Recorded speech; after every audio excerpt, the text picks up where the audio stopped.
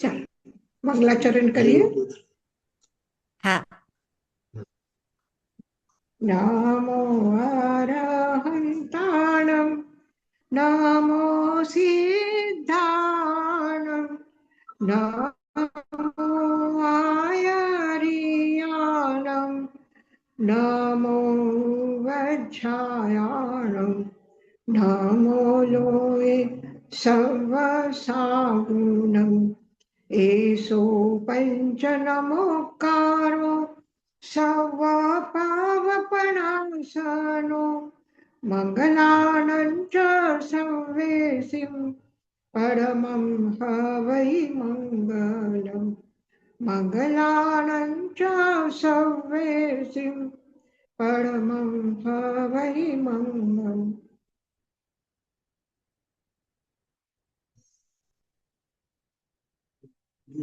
આચાર્ય ભદ્રબાહુની સૂક્તિ છે આ. 98. નિશ્ચયમ અવલંબનતા નિશ્ચયતો નિશ્ચયમ અયાનંતા નાસંતિ ચરણકર્ણમ બાહિરકર્ણાલસાકેયી.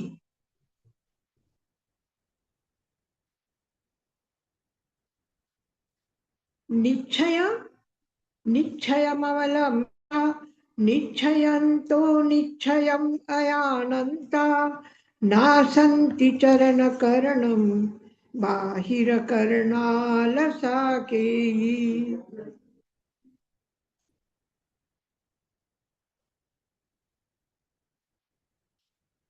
નિશ્ચયમ અવલંબનતા નિશ્ચયનો અવલંબન લઈને નિશ્ચયતો નિશ્ચયમ અયાનંતા નિશ્ચયથી જે કંઈ પણ નિશ્ચયનો પ્રરૂપણ કર્યો છે એને અયાનંતા એને સરખી રીતે જાણતા નથી. નિશ્ચયનો શું કથન છે એ સરખી રીતે જાણતા નથી અને નિશ્ચયનો આલંબન લઈને એ પોતાના જ્ઞાનની ચર્ચા કરે છે.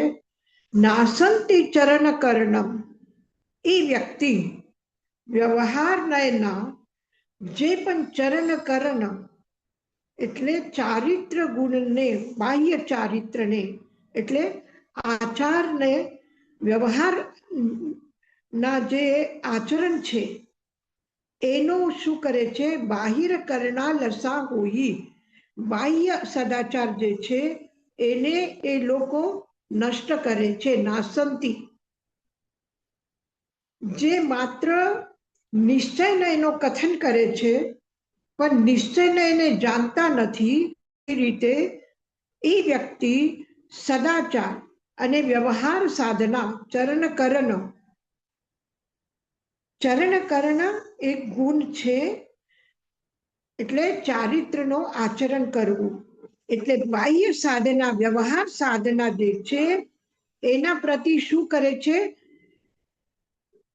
અલસા બહિર્કર્ણા અલસા બાહ્ય આચારના પ્રતિ એ લોકો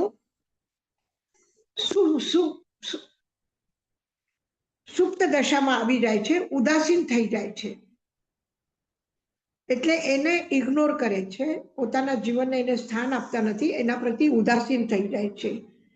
એ લોકો શું કરે છે ચરણકર્ણમ નાસંતિ એટલે જીવનને સદાચારનું જે મૂળ છે એને એ નષ્ટ કરે છે. એ ખૂબ જ મહત્વપૂર્ણ છે અને સમજવું ખૂબ કઠિન છે. કઠિન એટલા માટે કે નિશ્ચય જે છે એ દ્રવ્ય કથન કરે છે અને વ્યવહાર જે છે એ દ્રવ્ય ન્યાય સાથે જોડાયેલો જે વ્યવહાર જીવન છે બાહ્ય જીવન છે એનું કથન કરે છે. તો જીવનમાં નિશ્ચય ન્યાય અને વ્યવહાર ન્યાય બંનેની આવશ્યકતા છે પણ વ્યવહાર ન્યાયની ઉપેક્ષા કરીને નિશ્ચય ન્યાયનો ઉપર ભાર મૂકે છે કે આવું જ હોવું જોઈએ, આત્માને કોઈને સાથે કંઈ લાગે વળગે નહીં, કોઈના સાથે કોઈ સંબંધ નથી, કોઈના સાથે આ નથી, આ ખાલી જ્ઞાનમાં. ત્યારે એ શું કરે છે કે બાહ્ય જીવનના જે વ્યવહારો છે એ વ્યવહારનો એમાં ઉદાસીન થઈ જાય છે. એટલે એ અમે ન કરીએ, અમે કોઈના ઘરે સાતા પૂછવા ન જઈએ, કોઈના દુઃખમાં સંમિલિત ન થાય. એના કર્મના હિસાબે એ દુઃખ વેઠે છે, એના સાથે મારે કાંઈ લાગે વળગે નહીં. તો કોઈના પ્રતિ કરુણા કે અનુકંપા કે આ વ્યવહાર એના જીવનમાં રહેતો નથી. એટલે શું કરે છે કે વ્યવહારના એનો જે જીવન છે એનો એ નાશ કરે છે અને નિશ્ચયને એના હાથમાં આવે નહીં. હવે આત્મા ભિન્ન અને શરીર ભિન્ન છે, આ નિશ્ચયને એનો કથન.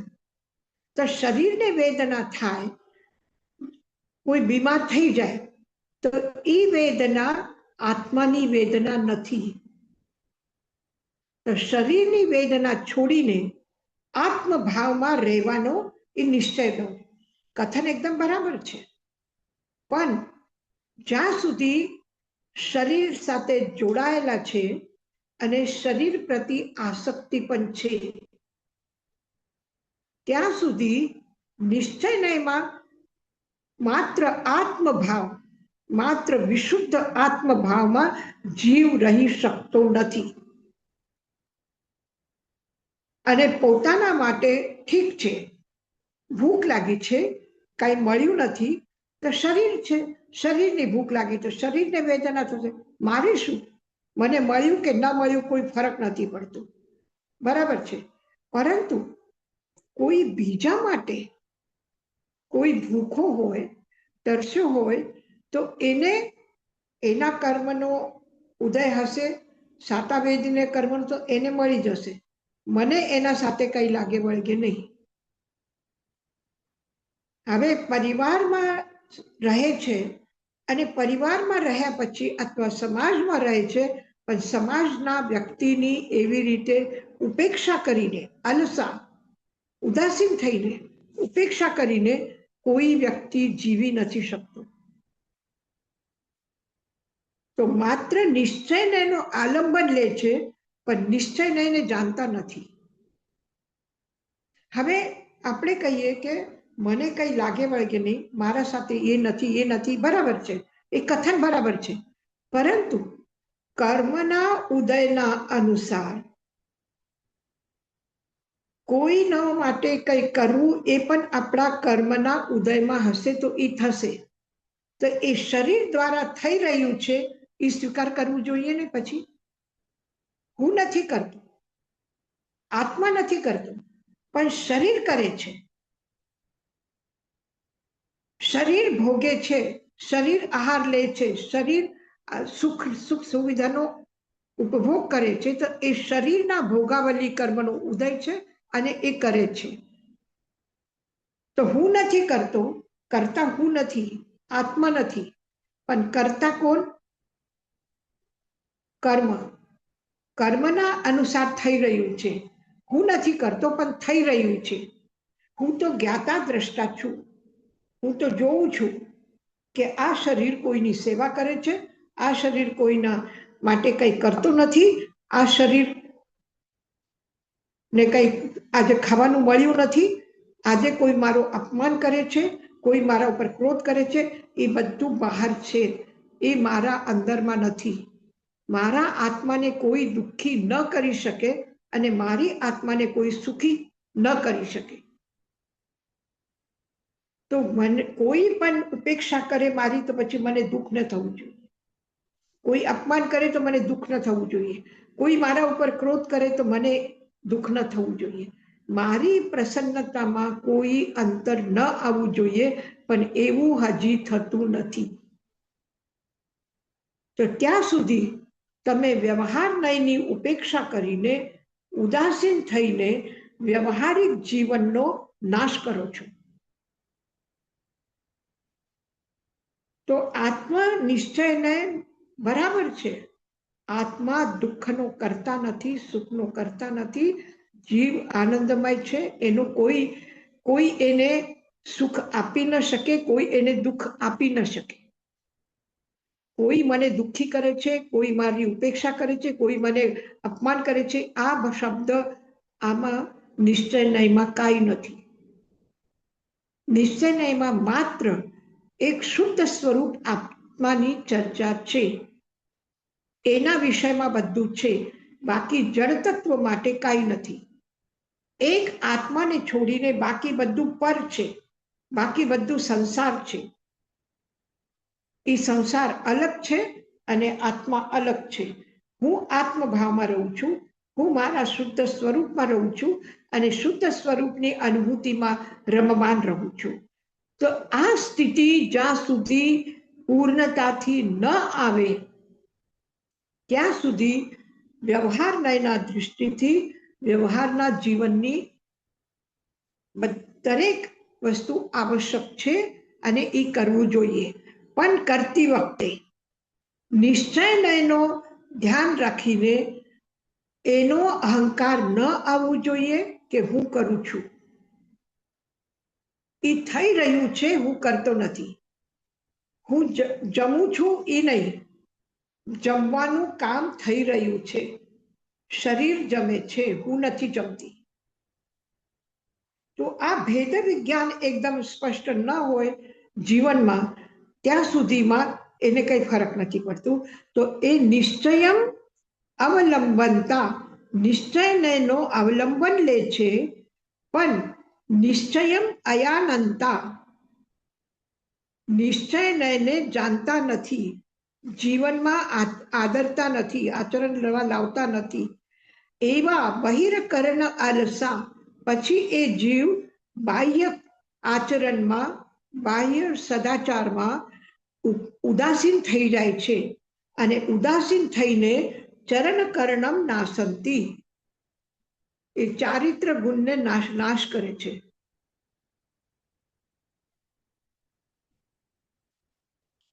શું કહેતા હતા તમે રસીલાબેન? ના, હવે સમજી ગઈ.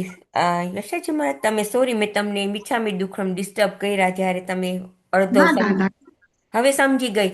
એટલે આપણે નિશ્ચય નહીં તો આપણે બધાને આપણા આત્માના વિશુદ્ધિ માટે આપણે એના ઉપર ધ્યાન કરવું જોઈએ. પણ વ્યવહારમાં જ્યાં સુધી આપણો વિભાવ હોય ત્યાં સુધી આપણે વ્યવહારને સાચવવાનું, એમ સરખી રીતના કે આપણું ચારિત્ર ઉપર આપણે જરાક વધારે ધ્યાન રાખવાની કે આપણું ચારિત્ર કેવી રીતે છે. તો ચારિત્રની વિશુદ્ધિ થશે તો એ ભેગી બે કરવી જોઈએ ને, એમ કયો છે ને આમાંથી? એવી રીતે સમજાયું ને? નહીં, આ દરેક રીતે છે. એક દ્રવ્ય કથન, પછી આ જળ અને ચેતનનો સંયોગ છે. આ સંયોગ પ્રમાણે કામ કરશે. જે કર્મ બાંધેલા છે ઉદયમાં આવશે. તો જ્યારે ઉદયમાં આવે છે ત્યારે કે એ પણ થવાનું હતું એટલે થઈ રહ્યું છે. કર્મ ઉદયમાં આવશે તો કર્મ જે બાંધેલા છે ઉદયમાં તો આવશે જ. તો જ્યારે ઉદયમાં આવે છે ત્યારે એના પ્રતિ કોઈ પણ રાગ દ્વેષની વૃત્તિ ન હોવી જોઈએ. અને એને તમે આ મિથ્યા છે, ગલત છે એમ નહીં કહી શકો. બસ એ ઉદયમાં આવવાના હતા, એ આવી ગયા. એમ થવાનું હતું એ થયું. કલ્પના કરો કે એક વ્યક્તિની આકસ્મિક મૃત્યુ થાય તો પછી આપણે વિચારીએ કે એ બીમાર નહોતા, એને કઈ એક્સિડન્ટ થયું નથી, કઈ કારણ નથી, પછી એમ કેમ થયું? તો જ્યાં સુધી આયુષ્ય કર્મનો બંધ હતું ત્યાં સુધી એ જીવતા હતા અને એ પૂરું થયું એટલે મૃત્યુ થયું. તો એ થવાનું હતું, એને કોઈ અટકાવી ન શકે. તો એવી જ રીતે દરેક ક્રિયા માટે જેવી રીતે આપણે અહીંયા ગેસ્ટ હાઉસમાં એ ભાઈ આવ્યા હતા, બે ભાઈ હતા, એ બહુ નિશ્ચયનો એ આગ્રહ રાખતા હતા. તો ઠીક છે, સ્વાધ્યાય થયું, બધું થયું, પછી એને નાસ્તો કરવા જવું હતું, પણ મોડું થયું કે કોઈ સરખી રીતે એનું ધ્યાન ન રાખ્યું કે જે પણ કંઈકના સાથેના વ્યક્તિ હતા એના સાથે એનો ઝઘડો થઈ ગયો. ઝઘડો થઈ ગયો તો મોઢું ચડાવીને બેસી ગયા. ઓલો બીજા ભાઈ એને સોરી કીધું, એ બધું કીધું, તો પણ એને પછી બીજે દિવસે જ્યારે એને કીધું કે તું તો બહુ આત્માની વાત કરે છે, તો પછી તેને ક્રોધ કેમ આવ્યો? આત્મા તો શુદ્ધ સ્વરૂપ છે, એને કશાય નથી ને, તો પછી ક્રોધ કેમ આવ્યો? તો કે અરે મારા મોહનીય કર્મનો ઉદય હતું એ થયું. પછી કે એને શું કર્યું? બીજા ભાઈ શું કે તારા મોહનીય કર્મનો ઉદય હતો, તને ક્રોધ આવ્યો, તો મારા પણ મોહનીય કર્મનો ઉદય હતો તો મને ક્રોધ આવ્યો. તો એવી રીતે જેમ તું એ સ્વીકાર કરે છે કે મારા મોહનીય કર્મનો ઉદય હતો તો ક્રોધ થયું, એવી રીતે બીજાનો પણ સ્વીકાર કરવો. મારાથી ભૂલ થઈ, મને ગુસ્સો આવ્યો, મેં તને બે શબ્દ કીધા, ત્યારે તો એમ વિચારવું જોઈએ ને કે એના મોહનીય કર્મનો ઉદય છે, એ ગુસ્સો કરે છે, મારે શું લાગે વળગે? તારે ન ક્રોધ કરવું જોતું હતું. તો આ જ્યારે પોતાનું છે ત્યારે આપણે કે મારું આમ હતું એટલે તો તમે ખોટું નહીં લગાડતા, મારા કર્મ ઉદયમાં આવ્યા એ ક્રોધ થઈ ગયો. તો ઠીક છે, ખોટું નહીં લગાડો, મારું તમે ખોટો નહીં લગાડો, તમારો પણ હું ખોટું નહીં લગાડું. આ દૃષ્ટિ પણ હોવી જોઈએ ને.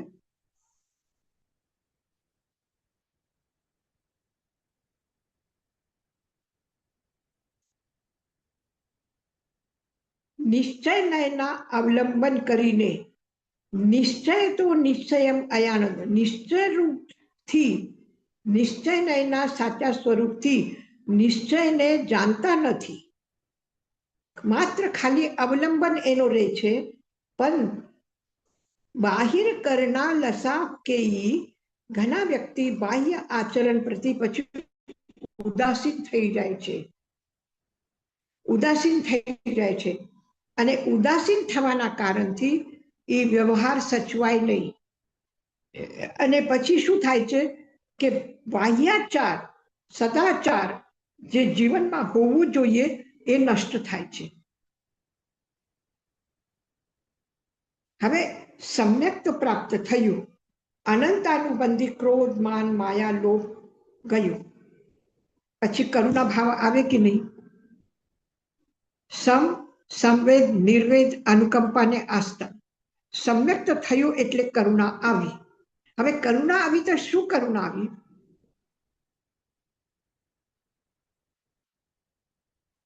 એક નિશ્ચયવાદી વ્યક્તિ, નિશ્ચય નહીં લે આલોકે, એ બીમાર થઈ ગયા. બીમાર થયા તો એ બોમ્બેમાં હોસ્પિટલમાં જતા હતા. રસ્તામાં એ ગાડીનો ધક્કો લાગીને એક વ્યક્તિ પડી ગયો. પછી એની સારવાર ન કરતા સીધા એ નીકળી ગયા અને હોસ્પિટલ પહોંચી ગયા. જો તમને તમારા શરીરને અસ્વસ્થ થયા તો હોસ્પિટલ જવું છે, તો જ્યારે તમારા કારથી કોઈને ધક્કો લાગ્યો ને પડી ગયો તો એને પણ હોસ્પિટલ પહોંચાડવા જોઈએ કે નહીં? કે એના સાથે મને કઈ લાગે વળગે નહીં, એના કર્મના ઉદય હતો એટલે એમ થયું. તો આપણા પણ કર્મનો ઉદય હતો કે આપણો ધક્કો એને લાગ્યો. અને કદાચ આપણા કર્મનો ઉદય નથી, આપણા ગાડીથી ધક્કો લાગ્યો નથી, પણ આપણા પહેલા જે ગાડી ગઈ એનાથી ધક્કો લાવીને એ પડી ગયા અને આપણે નજરે જોયું, તો આપણો અનુકંપા ભાવ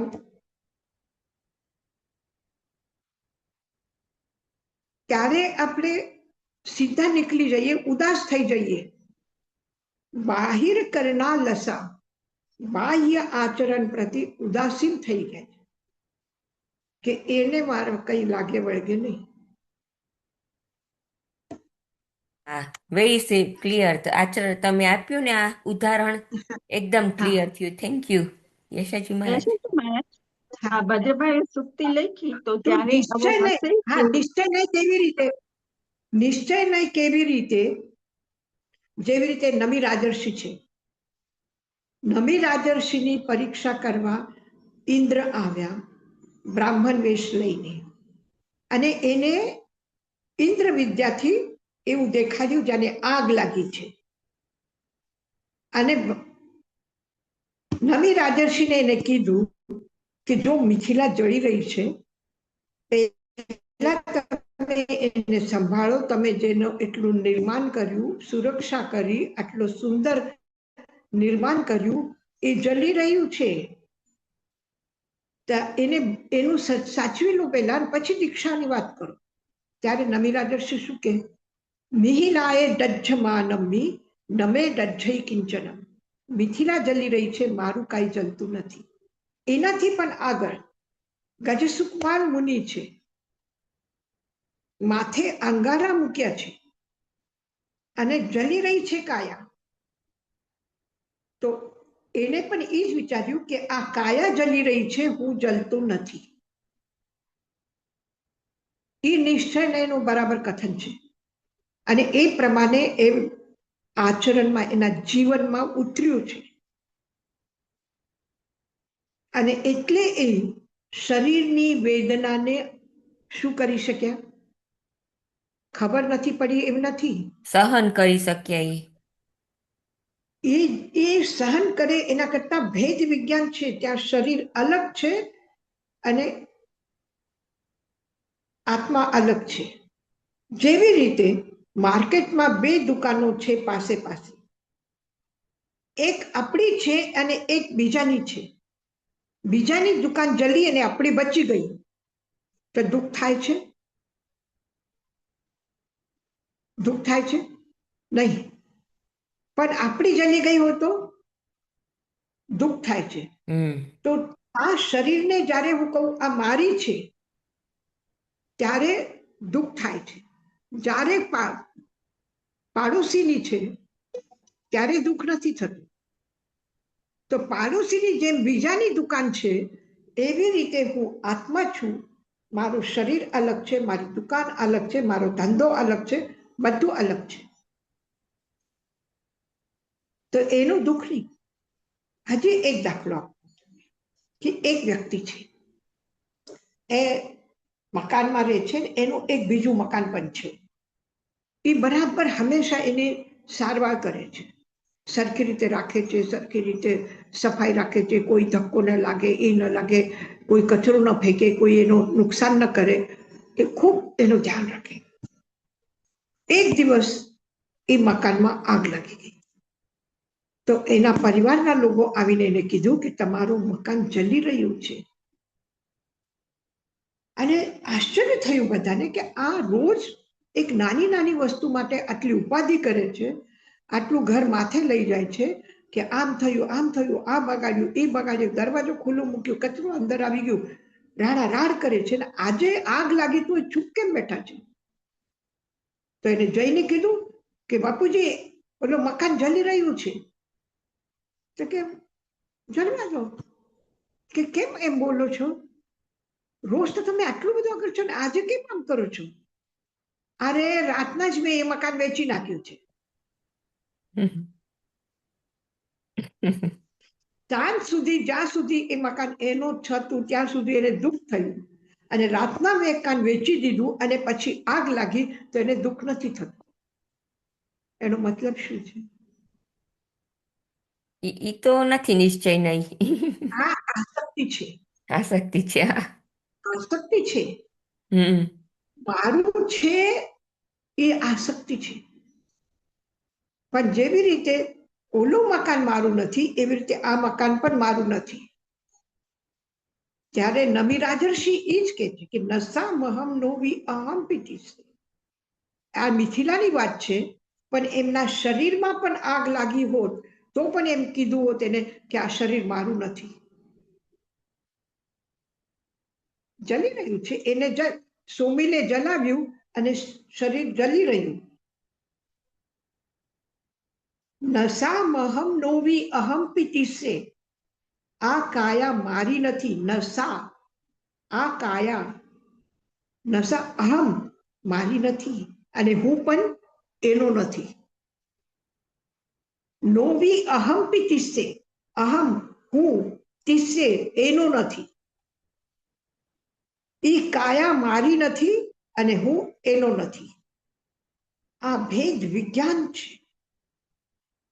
અને આ ભેદ વિજ્ઞાન થયા પછી જો વેદના આવે તો પણ એનો દુઃખ નથી, પોતાના વેદનાનો પણ દુઃખ નથી, અને પોતાને કોઈ સુખ આપે તો પણ એનો સુખ નથી. ભગવાન મહાવીરને કોઈ સમોસમરણમાં સુંદર રચના કરીને સોનાના સિંહાસન ઉપર બેસાડ્યા તો બહુ સુખી થયા, અને આગ્રહ પણ નથી. એ પણ ધ્યાન રાખજો. જે છોડે છે એને આગ્રહ હોય, ના આવું ન ચાલે, આવું ન થાય, આવું ન થાય. મેં ઘર છોડ્યું, મેં રાજ્ય છોડ્યું, મેં પરિવાર છોડ્યું, બધું છોડીમાં હું જંગલમાં રહેતો હતો, તો હવે હું સોનાના સિંહાસન ઉપર શું કામ બેસું? હું તો ઝાડના નીચે બેસી જઈશ એક પથ્થર ઉપર. એમ પણ નથી. હોય તો એને ફરક નથી પડતું, અને ન હોય તો પણ ફરક નથી પડતું. યશોજી મહારાજ, હા, જે શાબ્દિક સંકેત છે એને આ ભેદ જ્ઞાન કમ્પ્લીટલી છે જ, પણ જે હા. શૈક્ષણિક સમ્યક્ત્વ હોય એનું ભેદ જ્ઞાન કેવું હોય? સાયોક્ષમિક ભાવ છે ને, શું એમ જ કહો છો ને? એટલે આ જે શાબ્દિક સંકેત હોય એની આસક્તિ તો તૂટી જ ગઈ છે દેહ ઉપર, એટલે એને ખબર છે કે આ દેહ ને આત્મા જુદો જ છે. પણ હવે શૈક્ષણિક સંકેત હોય એને ફિલિંગ કેવો હોય કે મારો દેહ હજી છે, કે હું આસક્તિ હોય કે કેવી હોય? છે. કર્મ સિદ્ધાંતના અનુસાર હજી એ અનાસક્ત ભાવના પૂર્ણતામાં આવી નથી.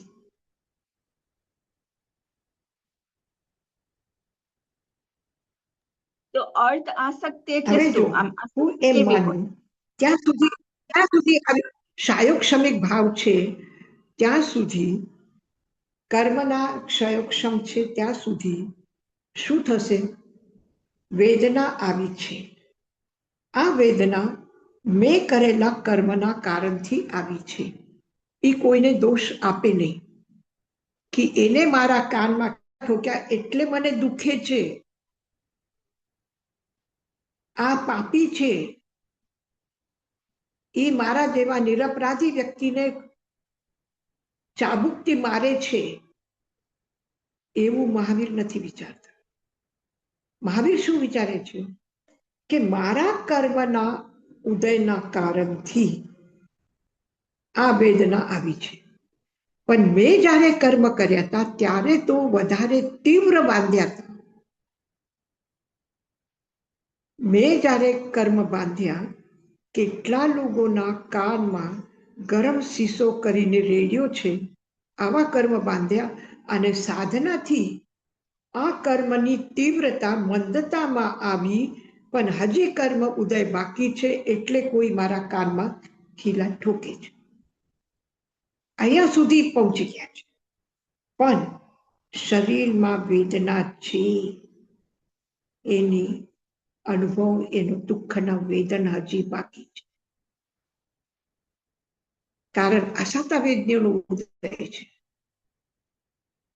અસાતા વેદનીનો ઉદય મતલબ અસાતા થઈ રહી છે, હજી એ ગયું નથી. અને જ્યારે એ કાનમાંથી ખીલ કાઢવામાં આવી, ત્યારે ભગવાન મહાવીરના મોઢામાંથી જોરથી ચીસ નીકળી છે. મતલબ દુઃખની અનુભૂતિ છે, વેદનાની અનુભૂતિ છે. પણ એમને તો ત્યારે શાબ્દિક સંકેત થઈ ગયું હતું ને, જે ત્રીજા ભાવમાં. શાબ્દિક સમ્યક તો થયું, પરંતુ હજી કેવલ જ્ઞાન નથી થયું, તો સંજલન છે ને, સંજલન કશાય છે હજી.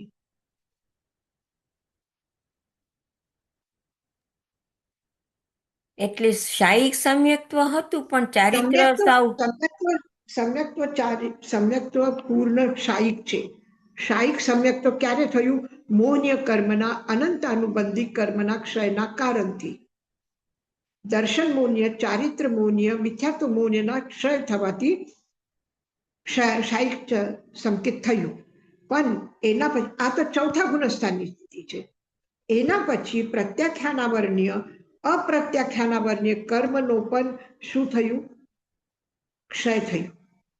પછી સંજલન છે હજી બાકી. સંજલનમાં મંદ રસ છે કષાયનો. ક્રોધ, માન, માયા, લોભ મંદ છે. તો એ મંદ હોવાના કારણથી સુખ દુઃખની અનુભૂતિ છે. શરીરના સુખ દુઃખની અનુભૂતિ છે.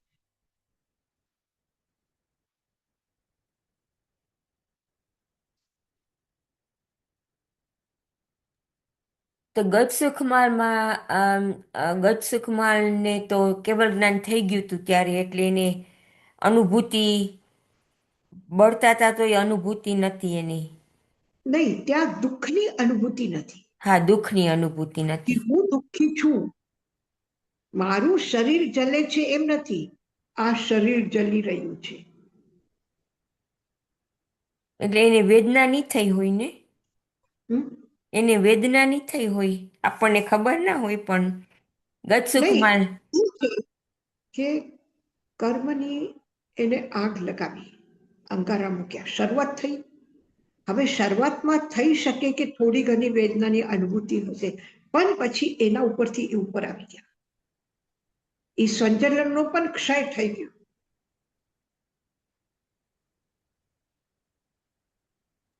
એટલે યશોજી મહારાજ, જેમ આપણે કાયોત્સર્ગમાં કહીએ કે જે ચેતના છે એને આ બોડીમાંથી કાઢીને આત્મામાં નાખવાની, સોર્ટ ઓફ, કે કોન્શિયસનેસ આ બોડીમાં ના હોય, હવે આત્મામાં જ હોય, ત્યારે તમને અનુભૂતિ બોડીની ના થાય, આત્માની જ થાય, એમ? નહીં, શું થાય? હવે ધ્યાનમાં બેઠા તો શરીરમાં અકળન આવી, જકડન આવી, કઈ ખબર નથી પડતી. કોઈ બોલાવે છે, કઈ ખબર નથી પડતી. કોઈ આપણે આપણા જ એમાં છે, બરાબર. પણ એક મચ્છર આવીને કરડી જાય તો ખબર પડે. તો ત્યારે શું થયું? જે એકદમ ઊંચાઈ ઉપર ગયા હતા, ઝૂલા ઉપર બેઠા, અને ઝૂલો પાછો એકદમ ઉપર ગયો, પણ પાછું ત્યાંથી નીચે આવ્યા ને, તો એવી રીતે સાતમા ગુણસ્થાનમાં એટલી તન્મયતા આવે, એટલા આત્મભાવમાં ડૂબી જવાય કે એકદમ ઉપર ચડી ગયા, પણ થોડી વારમાં પાછા નીચે આવી ગયા. એટલા માટે કીધું કે તમે શુદ્ધ અવસ્થામાં એક અંતર્મુહૂર્ત જો રહી જાઓ, 48 મિનિટ સુધી જો આ ઝૂલાના ઊંચાઈ ઉપર રહી જાઓ, નીચે ના આવો, તો તમે આજે ઉપર નીકળી જશો. તો સાતમો ગુણસ્થાન પાર કરીને 8મા, 9મા, 10માં વયા જાઓ સીધા. એમાં એક અંતર્મુહૂર્તનો પણ સમય લાગતો નથી 7માથી 10મા સુધી જવામાં. પણ 7માં જો 48 મિનિટ સુધી એ ભાવમાં રહો તો, નહીં તો પાછા 6માં આવી ગયા. તો આપણે કાવસક કરીએ, એક ક્ષણ માટે, એક સમય માટે, એક મિનિટ માટે આ એકાગ્રતા, તલ્લીનતા આવી, પણ પાછી નીકળી ગઈ.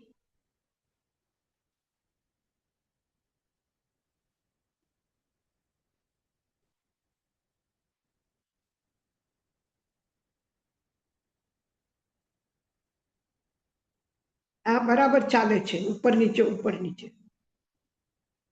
એ અટકતું નથી. એ અટકી જાય તો પછી પહોંચી ગયા. પછી 10માંથી 13માં જવામાં ખાલી એક અંતર્મુહૂર્ત જોઈએ. ત્યાં સ્વંજલન ખતમ થઈ ગયું. સ્વંજલન ન આવે તો તમે સીધા ઉપર.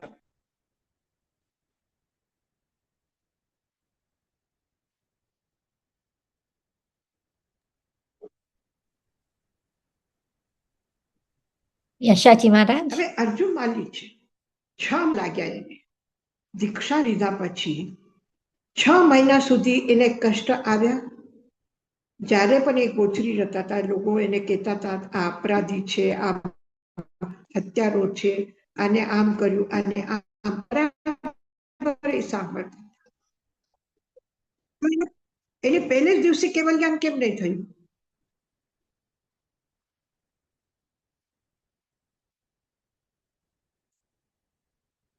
એને પહેલે દિવસે જ કેવલ જ્ઞાન. 6 મહિના કેમ લાગ્યા? 6 મહિનામાં એ બરાબર ઉપર નીચે થતા હતા.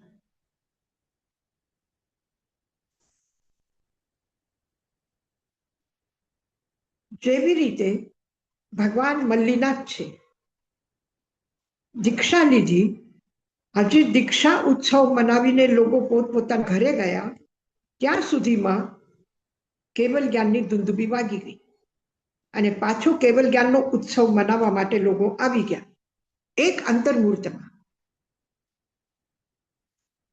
અને બાકી તીર્થંકરોને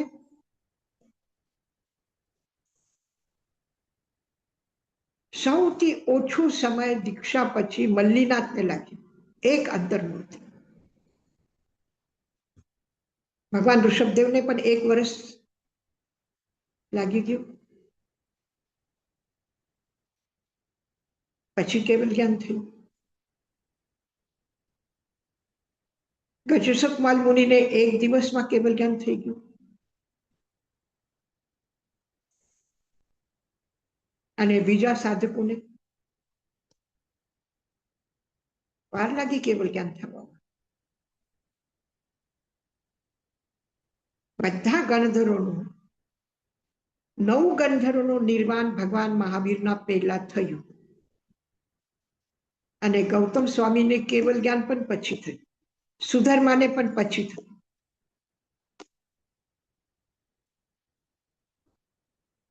તો ગૌતમ સ્વામી પણ ક્યાંય ને ક્યાં અટક્યા છે ને. 9 ગણધરોને ન થયું અને સુધર્મા અને ગૌતમ સ્વામીને કેવલ જ્ઞાન નથી થયું પહેલા. તો આ અંતરંગ સ્થિતિમાં આપણે જાણવું કે નિશ્ચય કરવું બહુ મુશ્કેલ છે. બસ હંમેશા પ્રયત્ન કરતા, હંમેશા જાગૃત અવસ્થા રહે. કોઈ દિવસ પ્રમત્ત અવસ્થામાંથી અપ્રમત્તમાં જઈએ પણ અપ્રમત્તમાંથી નીચે ન આવીએ, આ આપણા હાથની વાત અત્યાર સુધીમાં નથી.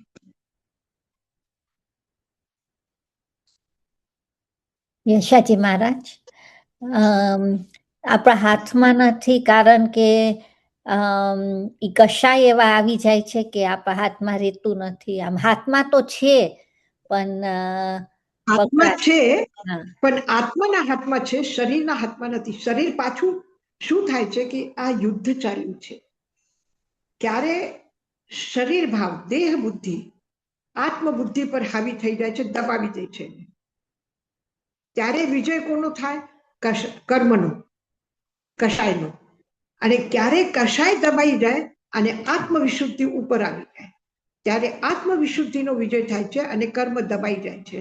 પણ હજી દબાઈને રાખેલા છે કર્મને. હજી આપણે વિજેતા થયા ને હારી ગયો, નીકળી ગયો એવું નથી થયું. સંપૂર્ણ કષાય નથી ગયા, હજી બાકી છે. એટલે યશાજી મહારાજ એટલે જ કે છે ને પુરુષાર્થ આપણે કરવાનું, પણ જ્યારે એનો ભવ્ય દ્રવ્ય ક્ષેત્ર, કાલ, ભાવ બધું ભેગું થાય ત્યારે જ એનો સમય આવે ત્યારે થશે. એ બરાબર છે? હા.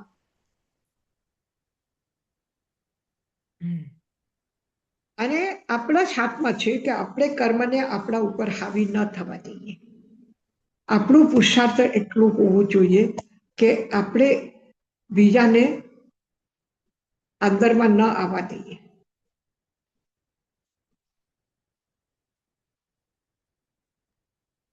યશાજી મહારાજ, એક બીજો પ્રશ્ન છે.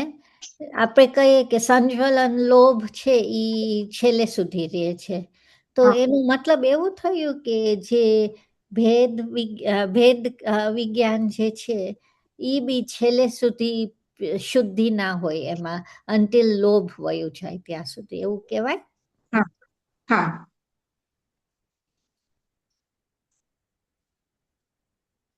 લોભ છે એટલે પૂર્ણતા આવી નથી, જ્ઞાનમાં પણ, દર્શનમાં પણ, ચારિત્રમાં. એટલે અનંત જ્ઞાન, અનંત દર્શન, અનંત ચારિત્ર નથી.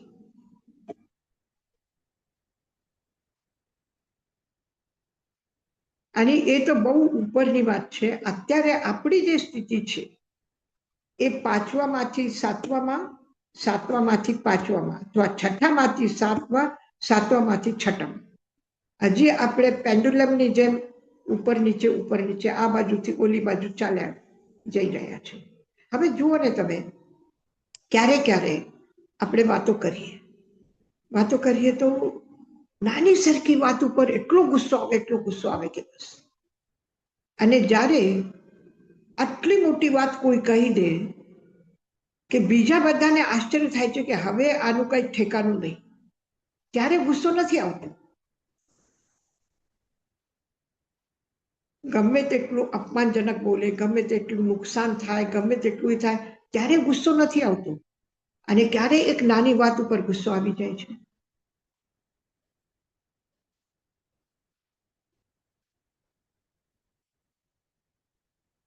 એમ કેમ થાય છે કે નાની વાત ઉપર ગુસ્સો આવે ત્યારે આપણા કશાયનો, કર્મનો ઉદય વધારે તીવ્ર હતું કે તરત જ આપણે એને કંટ્રોલ કરીએ એના પહેલા આવી ગયું. અને ક્યારે એટલા સંયોગો છે કે જ્યારે તીવ્ર કશાય આવી શકે છે, ખૂબ ગુસ્સો આવી શકે છે એવું છે, છતાં પણ ગુસ્સો નથી આવતો. આપણે અનુભવ કરીએ છીએ આપણા રોજના જીવનમાં, આપણા વ્યક્તિગત જીવનમાં આપણે જો સાચી રીતે જોઈએ તો કોઈના સાથે ઝઘડો થાય, કોઈના સાથે રહીએ, કોઈને વાત કરીએ તો આપણને આશ્ચર્ય થાય છે કે નાની સરખી વાતમાં એને ખાલી પૂછ્યું કે આ ક્યાં રાખું, આપણે તરત જ ગુસ્સો કરીએ કે ખબર નથી રોજ રાખવાનું છે, ટેબલ ઉપર ડીશ રાખવાની ખબર નથી પડતી, તરત જ ગુસ્સો આવી જાય છે. અને ક્યારે આપણે 10 વખત કહીએ છીએ કે હું આ કામમાં બિઝી છું, જરા ટેબલ ઉપર ડીશ મૂકી દો, હમણાં બધા જમવા આવશે. નથી રાખતા, આપણે તરત જ પાછા આવીને આપણા પોતાના હાથથી બધું કામ કરીને વયા જઈએ અને બધું કરી લઈએ, ત્યારે ગુસ્સો નથી આવતો. અને ત્યારે ક્યારેક કોઈ આટલું જ પૂછે કે આ અહીંયા રાખું, બસ તરત જ કેમ ખબર નથી પડતી.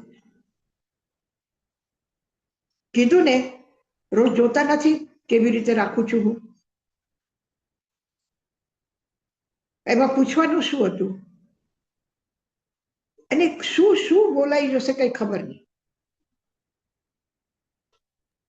તો અહીંયા શું પ્રોબ્લેમ છે યશોજી મહારાજ? આપણું અવેરનેસ નથી, આપણું શું પ્રોબ્લેમ છે અહીંયા?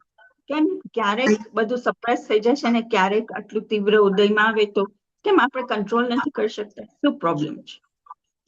પ્રોબ્લેમ એમ છે કે આપણે સમુદ્રમાં તોફાન આવવાનું છે એ ખબર પડી, અને આપણે નૌકાને બચાવવાની, અંદર બહાર કાઢવાની કોશિશ કરી રહ્યા છીએ, પણ આપણી કોશિશ એ થાય એના પહેલા જ સમુદ્રમાં તોફાન આવી ગયું ને નૌકા ગઈ.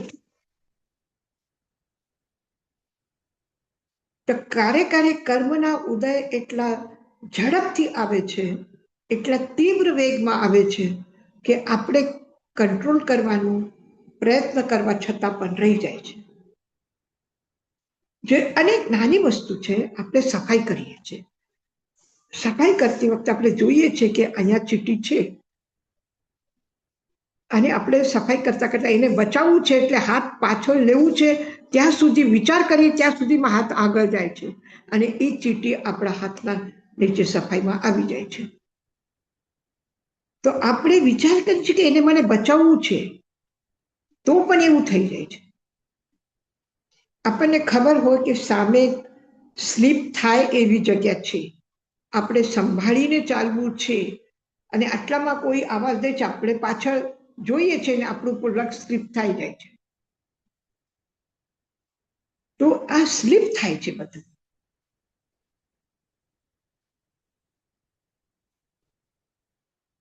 પણ સાવધાન આટલા જાગૃતિ એટલી જ હોવી જોઈએ કે સ્લીપ થયું કઈ વાંધો નહીં, હવે હું ધ્યાન રાખીશ. હવે કોઈ અવાજ દે તો પણ મારે ટર્ન થઈને નહીં જોવાનું, જવાબ નહીં આપવાનું, મારે સામે જોઈને જવાબ આપવાનો. આ ભૂલ નહીં કરવાની કે હું ટર્ન થઈને પાછળ છું. બીજી વાત, આ ભૂલ મારી છે, બીજાની નથી. બીજા ઉપર દોષારોપણ કરવા જઈએ તો પોતાનો ભૂલની સ્વીકૃતિ આપણે આપી શકતા નથી,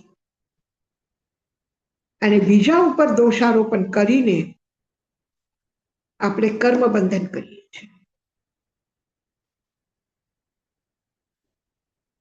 તો વધારે કર્મ બંધનની એક શૃંખલા લાઈન ચાલુ થઈ ગઈ. કર્મ બંધન પછી એક કહે છે કે મેં થોડી આવાજ દીધું, મને શું ખબર આગળ સ્લીપ થવાના છો તમે, મને કેમ બોલાવી, મને કેમ રાડો પાડો છો, હું ગભરાઈ ગઈ ને પડી ગઈ, તમે ના બોલાવે તો હું બરાબર જાત. બીજા ઉપર દોષારોપણ કરે તો આ સાવધાની પણ આવી જાય તો પણ આપણે ઘણા બચીએ.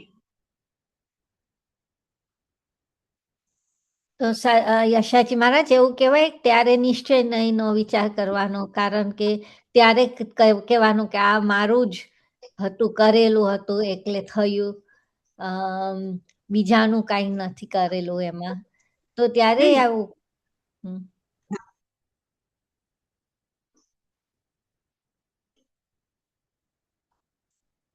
નહીં, એના આગળ નિશ્ચય નહીં, એના આગળ છે. આ તો એક પ્રાથમિક ભૂમિકા છે કે એમ વિચારવાનો કે આ મારા કરેલા છે. એના આગળ નિશ્ચય અલગ છે. અલગ એટલે કઈ રીતે અલગ છે કે આત્મા શુદ્ધ છે, આત્મા પરમ વિશુદ્ધ છે. એને કશાય ચોટી કેમ ગયા? કશાય ભાવ આવે જ નહીં ના આત્મામાં, તો પછી કર્મબંધ કેમ થયા? જેવી રીતે આપણે એક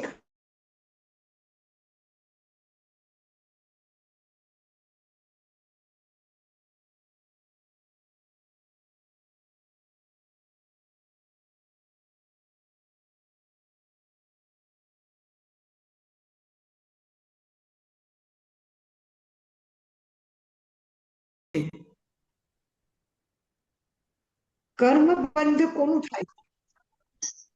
કર્મબંધ પરમાણુનો પરમાણુ સાથે થઈ રહ્યું છે, આત્મા સાથે નથી થયું બંધ. કાર્બન વર્ગના પરમાણુ કાર્બન વર્ગના સાથે જોડાઈ ગયા, અને એનો એક આખો સિદ્ધાંત છે. કર્મ બંધ કેવી રીતે થાય છે? સ્નિગ્ધ વૃક્ષત્વાદ બંધ.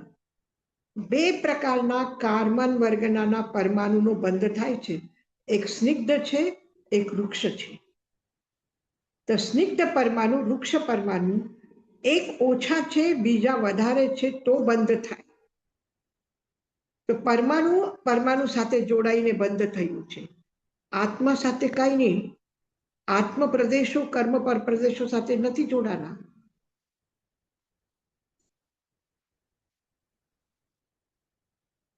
તો મારી આત્મા કર્મ બંધ કર્યું એમ પણ નથી, કર્મ બંધ થયું. મેં નથી કર્મ કર્યા, મારાથી કર્મ થયા. મત્તો જાત નતુ મયા કૃતમ. મારાથી થયું, મેં નથી કર્યું.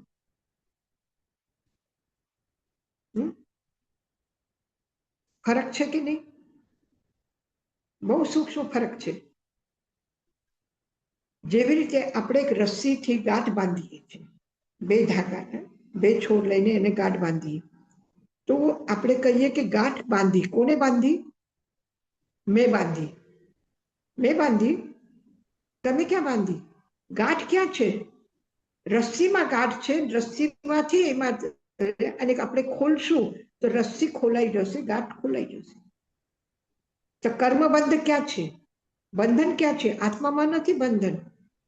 એ રસ્સી જેવી રીતે ગાયના એક ઉદાહરણ આપે છે, ખાસ કરીને કે ગાયને કોઈ રસ્સી બાંધીને ખૂંટામાં બાંધી દીધી, તો આપણે કે છે ગાય બંધાઈ ગઈ. ગાય ક્યાં બાંધી? એનો ગળો બંધાઈ ગયો, એનું શરીર બંધાયું? ગાયનું નહીં, રસ્સીમાં ગાંઠ છે અને રસ્સીમાં એનો ગળો બંધાઈ ગયો, ફસાઈ ગયો. તો આત્મા ફસાઈ ગઈ છે, પણ બંધન આત્માના નથી. એ આગલી સ્ટેપ. હા, આત્મા નિમિત્ત કહેવાય એમ કે આત્મા નિમિત્ત છે, આત્માના નિમિત્ત નિમિત્ત છે. આત્મા નિમિત્ત છે, ઉપાદાન નથી. એના નિમિત્તથી આત્મા દ્વારા થયું. મત્તો જાત, મારાથી થયું પણ મેં નથી કર્યું.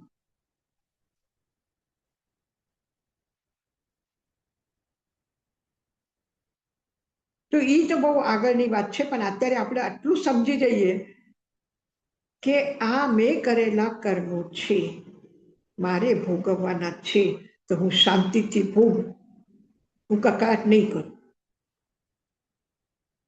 હું કોઈના ઉપર ક્રોધ નહીં કરું. કોઈ જ્યારે ક્રોધ કરતો હોય તો આપણે વિચારીએ કે એના મોહનીય કર્મનો, એના કર્મના ઉદય છે, એટલે એને ક્રોધ આવ્યો. તો દુઃખી હું શું કામ થઉં છું? મારે શું લાગે વળગે? એના કર્મ એને બાંધ્યા, એ ઉદયમાં આવ્યા, એ ભોગવે.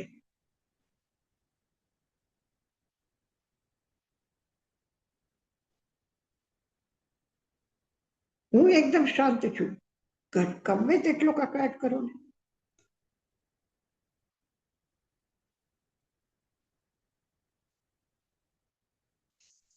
મહાવીરને પણ સાધના કાળમાં પકડીને લોકો કીધું આ ચોર છે. શું મહાવીર ચોર થઈ ગયા? એને મારા બળદ ચોરી લીધા, એને મારા જાનવર ચોરી લીધા. અરે આ તો ગુપ્તચર, બીજા દેશનો કોઈ સ્પાય છે, કોઈ ગુપ્તચર છે કે જે અહીંયા અમારી વાતો લેવા માટે આવ્યો છે, એને જેલમાં મૂકી પૂરી દો. અને જેલમાં પૂરી દીધા. તો શું મહાવીર આ કોઈ જાસૂસ હતા?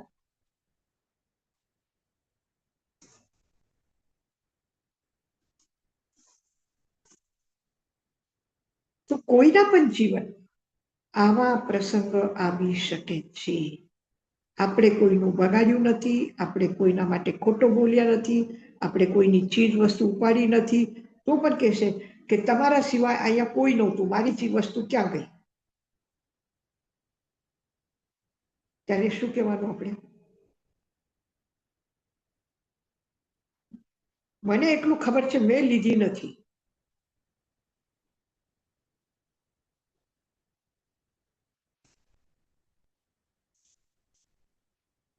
અને કોઈ કહે તો ઠીક છે, મેં લીધી નથી, આ પાકી વાત. મારી અંતરાત્મા મને કહે છે કે મેં ચોરી કરી નથી.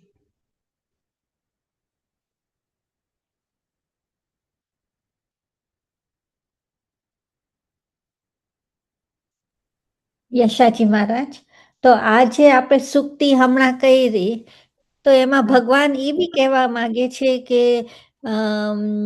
આચાર્ય ભદ્રબાહુ એ બી કહેવા માંગે છે કે આપણે કહીએ કે હું આત્મા છું, હું શુદ્ધ છું, હું પ્યોર છું, વોટેવર, એ બધું હું કહું ને એ જ એમાં જ આપણો વિચાર હોય. તો એમ કે છે કે જ્યાં સુધી તમને એકદમ અન્ડરસ્ટેન્ડિંગ ન થયું, એટલે અનુભૂતિ નથી થઈ, ત્યાં સુધી તમને ખબર છે આત્મા પ્યોર છે, પણ તમે વ્યવહારને નહીં ભૂલી જાઓ. વ્યવહાર ઇઝ ઇમ્પોર્ટન્ટ. એમ યશાજી મહારાજ? હું ગમે તેટલું કહું કે આત્મા જ્ઞાનવાન છે, જ્ઞાન સ્વરૂપ છે, હું શુદ્ધ છું, પ્રબુદ્ધ છું, જ્ઞાની છું, છતાં મને ખબર છે કે આ ગ્રંથ મેં વાંચ્યું છે, એટલું મને આવડે છે, પછી એના પછીનો આગળનો ગ્રંથ મને કંઈ ખબર નથી. મારું અત્યારે ફક્ત મતિ જ્ઞાન અને શ્રુત જ્ઞાન છે, અવધિ જ્ઞાન નથી, મનપ્યર જ્ઞાન નથી, કેવલ જ્ઞાન નથી. તો એટલા આવરણ તો છે ને. અવધિ જ્ઞાન આવરણ, મનપર્યો જ્ઞાનાવરણ, કેવલ જ્ઞાનાવરણ તો કર્મ છે ને હજી મારા. અને મતિ શ્રુત જ્ઞાન પણ પૂર્ણ ક્યાં છે? હું જ્ઞાની છું, પણ હું પૂર્વનું જ્ઞાન મને નથી.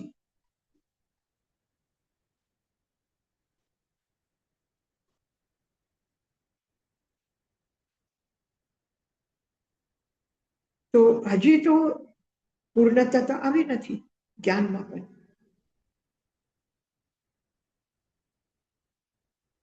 તો રાગદ્વેષની વાત ક્યાં કરી આપણે? આ તો સામે દેખાય છે કે ચાલો આપણે 32 શાસ્ત્ર વાંચી લીધા, 45 શાસ્ત્ર કહો તો 45 શાસ્ત્ર વાંચી લીધા, પણ 14 પૂર્વનું જ્ઞાન નથી ને.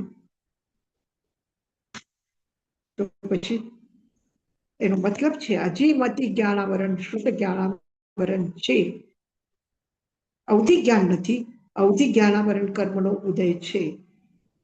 મનપર્યો જ્ઞાન નથી, મનપર્યો જ્ઞાનાવરણ કર્મનો ઉદય છે. અને કર્મનો ઉદય આ આઘાતી કર્મનો ઉદય હોય તો એમાં કશાયની જરૂરત નથી, પણ ઘાતી કર્મનો ઉદય છે ત્યાં સુધી કશાય છે.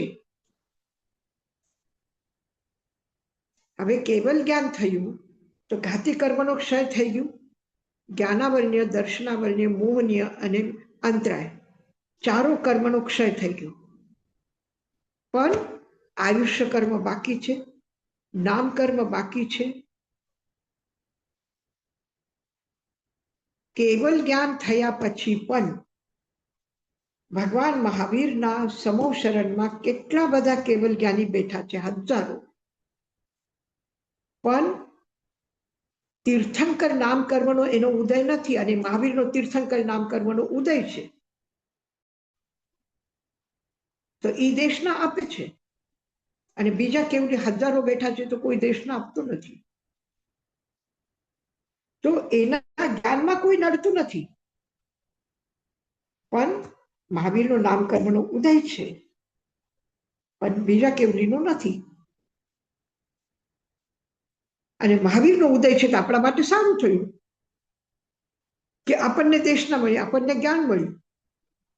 બાકી હજારો કેવલ જ્ઞાની હોવા છતાં કોઈનો કેવલ જ્ઞાનનો એક અંશ પણ આપણા પાસે નથી, કે આપણે જાણતા નથી.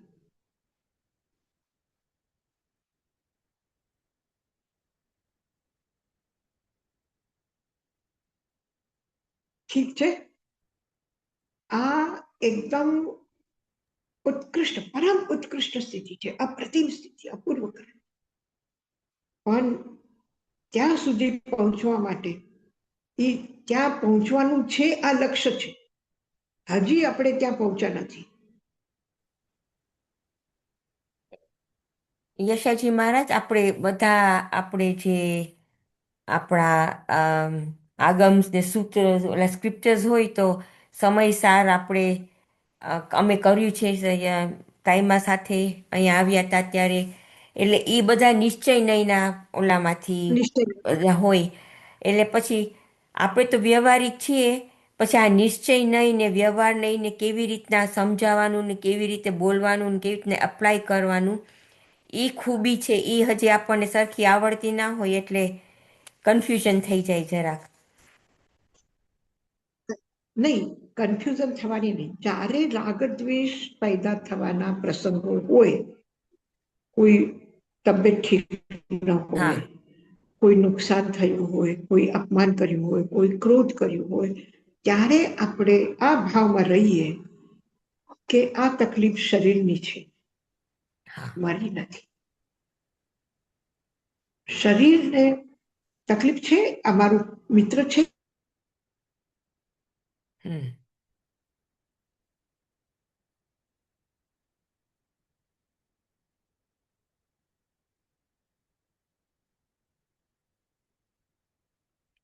ઇન્ટરનેટ ફ્રીઝ થઈ ગયું. આશાતા જે છે એ સાતામાં આવી જશે. એ વેદનાને સહન કરવું સહેલું થશે. સાચી વાત છે. તો એ અપમાનજનક શબ્દો સાંભળીને જે દુઃખી થઈને શું શું કરશું આપણે કઈ ખબર નથી, તો એ અટકી જશે બધું. ઠીક છે, વાસણ ને વાસણ લાગે છે, અવાજ થાય છે, કકડાટ થાય છે, આ થોડી વાર માટે, આ થોડું ટાઈમ જવા દો, થોડું ટાઈમ થાય. આજે હું જવાબ નહીં આપું, કાલે આપણે વિચારશું. કોઈ ગુસ્સો કરે ને ત્યારે કહું સોરી, હું હમણાં આવું છું. એક રૂમમાં અંદર આવવાનું, 5 મિનિટ બેસીને ધ્યાન કરવાનું, ઓમ અરહમ બોલવાનું, અને પછી આવીને પછી જવાબ આપવું. ત્યાં સુધી જવાબ નહીં આપવું. જોજો તરત જ ફરક પડશે. તમારી વાત સાચી છે યશાજી મહારાજ, એ અનુભવ થઈ ગયો છે કે જ્યારે આપણે ત્યારે એમ લાગે ને કે આ હું નથી, આ એના કર્મ ત્યારે બોલે આ છે. ભેદ વિજ્ઞાન આવી જવું, હા, ત્યારે એ ભેદ વિજ્ઞાનનો વિચાર કરવો. ત્યારે કોન્સ્ટન્ટ અવેરનેસ રાખવાની ઓલ ધ ટાઈમ. હવે જો અને આપણે આ કરીએ છીએ, જો નાનો છોકરો હોય ને અને એને આપણે ખવડાવવા જઈએ, એને ગુસ્સો આવે, એ શું કરે છે? વાટકી લઈને ફેંકી દે, ચમચ લઈને ફેંકી દે, ઘણી વખત તમારો હાથ પણ આમ ઝાડી દેશે, એ કરશે. આપણે શું કહે? હજી બાળક છે, વિચારશું કે નહીં કે આપણે ગુસ્સો કરશું કે જો હું તો સારું એને પરસું છું, સારું ખવડાવું છું, તો પણ આ ગુસ્સો કરે છે. ત્યારે આપણે વિચારીએ છીએ કે નહીં બરાબર? તો એવી જ રીતે જેવી રીતે નાના બાળકો સાથે રહીએ છીએ, એવી રીતે મોટાઓ સાથે રહેવાનું.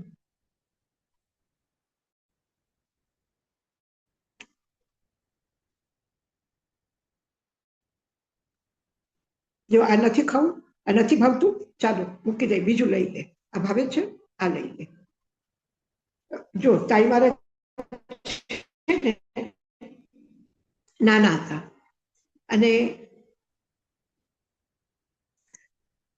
હતા અને એક વખત એક ગામમાં, ત્યાં નાનું ગામ, બધા આખા ગામને મંદિરમાં પૂજા હતી અને જમવા માટે બોલાવ્યા, બધા ગયા. તો તાઈ મારાના મમ્મી માસીજી એને બાજુમાં લઈને બેઠા. પછી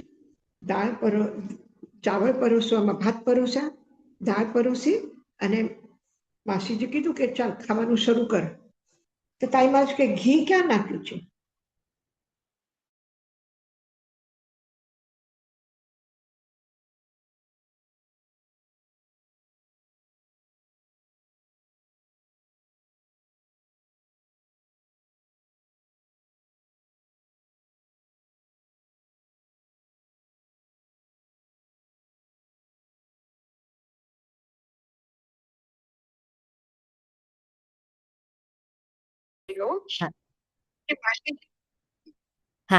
માસીજી તાઈ મહારાજને કીધું જમી લે બેટા. તો એ કે છે ઘી ક્યાં પરોસે? તાઈ માસીજી એને વળ્યા નહીં કે આપણે બીજાના ઘરે જમવા આવ્યા છે, તો માગવાનું નહીં કે બોલવાનું નહીં, કઈ ચૂપચાપ જમી લેવું જોઈએ. એ કઈ બોલે નહીં. એને શું કર્યું? પાસે પાણી હતું ગ્લાસમાં, એ થોડું પાણી હાથમાં લીધું ચૂપચાપ, અને એવી રીતે કર્યું કે જાણે એ ઘી પરોસે છે. અને પછી તાઈવાનને કીધું તું ખાઈ લે. એને ખાઈ લીધું.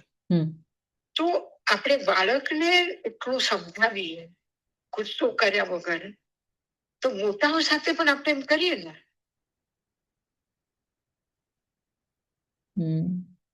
Very true.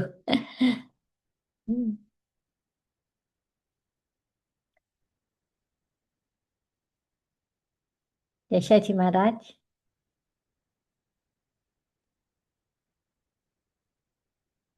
યશાજી મહારાજ,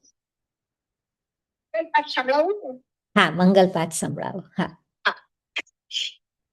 નમો અરહંતાનં, નમો સિદ્ધાનં, નમો આયર્યાનં, નમો વજ્જાયાનં, નમો લોય સવ સાહુનમ, એસો પંચ નમોકારો સર્વ પાવપનાસનો, મંગલાનં ચ સંવેશિમ પરમં હવૈ મંગલમ, ગુરુદેવ યજ્ઞા ચત્તારી મંગલમ, અરહંતા મંગલમ, સિદ્ધા મંગલમ, સાહુ મંગલમ, કેવલી પનત્તો ધમો મંગલમ, ચત્તારી લોકોત્તમા, અરહંતા લોકોત્તમા, સિદ્ધા લોકોત્તમા, સાહુ લોકોત્તમા, કેવલી પનત્તો ધમો લોકોત્તમો, हरि शरणं प्रवक्ष्यामि अरहन्ते शरणं प्रवक्ष्यामि सिद्धे शरणं प्रवक्ष्यामि साहु शरणं प्रवक्ष्यामि केवली पन्नत्तम धम्मं शरणं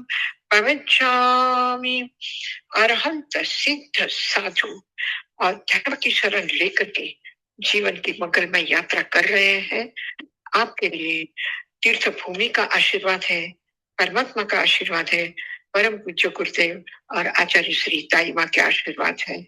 हम सबकी आपकी सुंदर सुखद उज्जवल भविष्य के लिए मंगल कामना। ओम शांति शांति।